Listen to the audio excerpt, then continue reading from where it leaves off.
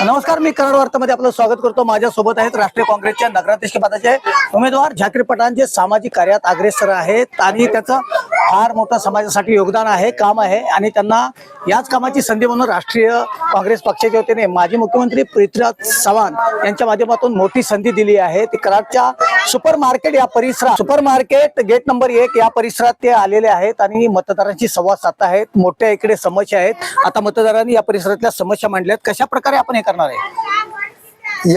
या अगोदर या ठिकाणी दुसरे नगरसेवक निवडून आलेले होते। आमच्या पार्टीची काही सत्ता नव्हती, परंतु यावेळी काँग्रेस पक्षाने पृथ्वीराज चव्हाण बाबांनी माझ्यासारख्या सर्वसामान्य कार्यकर्त्याला नगराध्यक्ष पदाची उमेदवारी दिलेली आहे आणि या इलाक्याची मला जाण आहे। इथली लोक कशी राहतात, काय राहतात याची मला जाणीव आहे।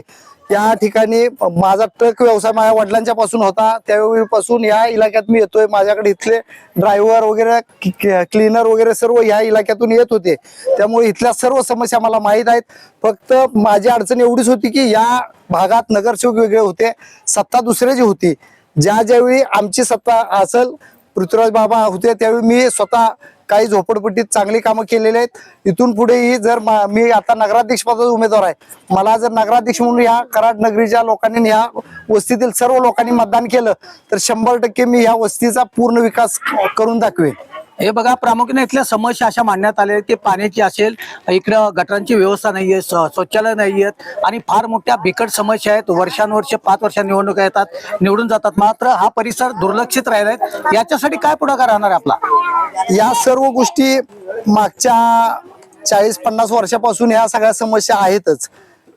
तिथं जे नगरसेवक निवडून आले, खरं असं त्यांचं काम होतं की ह्या नागरिकांच्या ह्या सुविधा ज्या आहेत, मोठ्या प्रमाणात महिला वर्ग आहेत, त्यांच्यासाठी शौचालय चांगले पाहिजेत, पिण्याच्या पाण्याची व्यवस्था मिळालीच पाहिजे।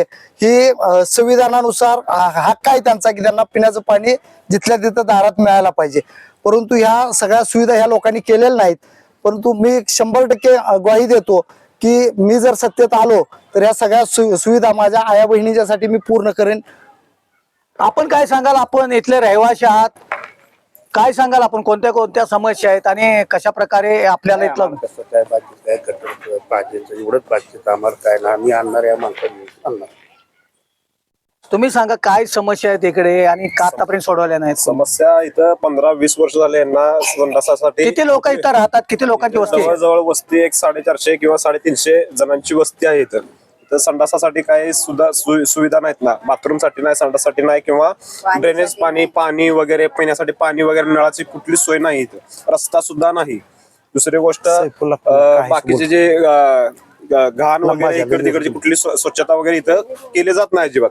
आता झाकीर पठाण साहेब आहेत तिथं, त्यांच्या हात चिन्ह आहे, जेव्हा त्यांना निवडून आपण देऊ त्यांनी इथले काम करतील, व्यवस्थित काम करतील, इथं सगळ्यांची समस्या सोडून देतील अशी आम्ही अपेक्षा करतो। असलमुल्ला, कराड वार्तासाठी नमस्कार।